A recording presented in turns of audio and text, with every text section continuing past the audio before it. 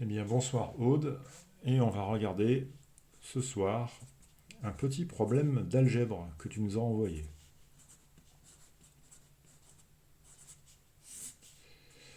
Le premier problème, c'est celui-ci, c'est une équation. 26x égale 9 moins 3x carré. C'est une équation à une inconnue, x, et du deuxième degré, parce qu'on a un x au carré. Le premier réflexe, c'est de tout écrire du même côté, avec égal 0 à droite. Donc on ramène le 9 de l'autre côté, ça se transforme en moins 9. Donc 26x, lui, il ne bouge pas. 9 devient moins 9. Et moins 3x carré devient plus 3x carré. Et ici, il ne me reste plus que 0. J'ai tout ramené à gauche et j'ai égal 0. Je continue. Quand j'ai une équation comme ceci, du second degré à une inconnue, le premier réflexe, c'est de calculer ce qu'on appelle le discriminant. Les mathématiciens l'appellent delta, ce discriminant. Ce delta, il est égal à B2 moins 4 fois A fois C. Alors qu'est-ce que c'est que tout ça? A, c'est ce qui multiplie x2. Ici, tu as A égale 3. B, c'est ce qui multiplie x. B, c'est égal à 26. Donc ce sera 26 au carré. Et C, c'est égal à moins 9. Donc je vais avoir 26 au carré moins 4 multiplié par 3 fois moins 9. Ça sera mon discriminant. On va le calculer ensemble, avec la calculatrice. Allons-y gaiement.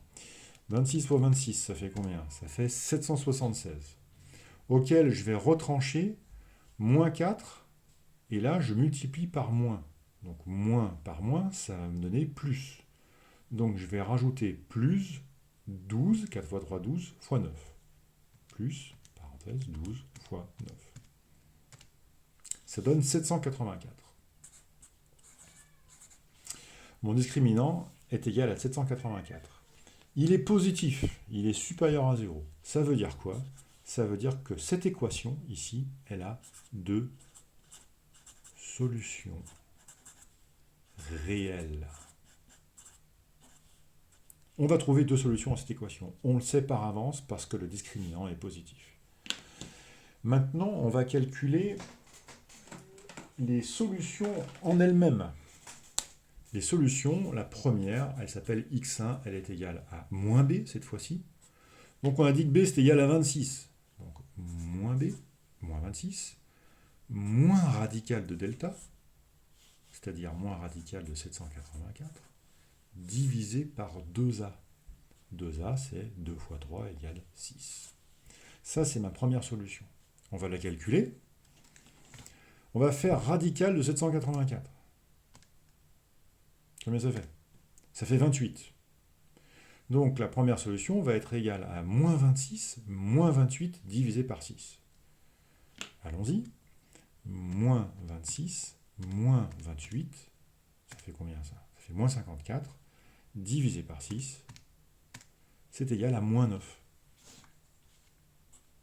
Ça, c'est la première solution de mon équation. Et je sais que j'en ai une deuxième, on va la calculer. La deuxième solution s'appelle x2, cette fois-ci, ça va être moins 26, plus radical de 784, divisé toujours par 2a. C'est égal à combien, ça? Radical de 784, ça faisait combien? Ça fait 28. Donc là, je fais moins 26 plus 28, ça va nous faire donc 2. 2 divisé par 6, 2 divisé par 6, ça fait 1 divisé par 3. J'ai donc bien deux solutions réelles à cette équation, qui sont moins 9 et 1 tiers. Et on peut le vérifier si on veut. En maths, il faut toujours vérifier ce qu'on fait. Tout le temps. J'ai trouvé deux résultats, mais il faut que je vérifie qu'ils soient bons. Je vais les prendre et je vais les réintégrer dans l'équation du début. Alors, je vais prendre par exemple moins 9. Moins 9 au carré, ça fait 9 fois 9, 81 fois 3. 81 fois 3, ça fait combien ça? Ça fait 243. J'ai transformé mon 3x carré en 3 fois moins 9 au carré. Je fais la même chose avec plus 26x. plus 26x, ça fait 26 fois moins 9. Donc 26 fois moins 9, ça fait combien? Ça fait moins 234. Moins 234. Oups. Et mon moins 9, lui, ne change pas. Il n'y a pas de x dedans. Donc moins 9. Et on regarde combien ça fait, ça. On le fait avec la calculatrice. 243 moins 234 moins 9, c'est égal à combien? 0. On voit bien qu'on a trouvé 0. Ça veut dire qu'on est certain que moins 9 est une solution. On l'a vérifié. Et tu peux faire la même chose avec un tiers, ce qui fait 0,33, grosso modo.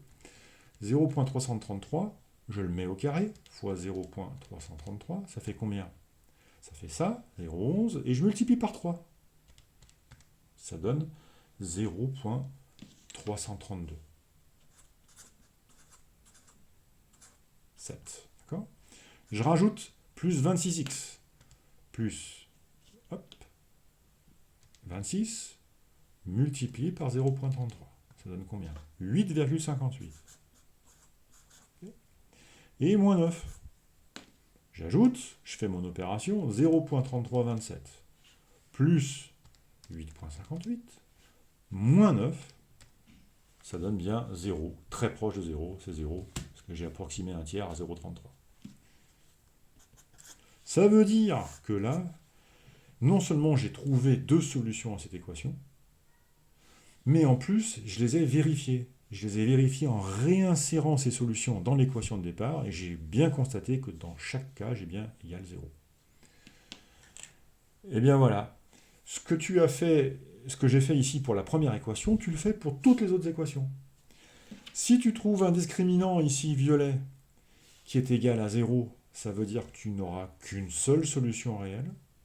Et si tu trouves un discriminant, ça arrive par moment, qui est négatif, c'est-à-dire qui est inférieur à 0, l'équation du second degré n'a pas de solution réelle. J'espère que ça a été clair. Eh bien écoute, je te souhaite une bonne soirée et à bientôt. Salut!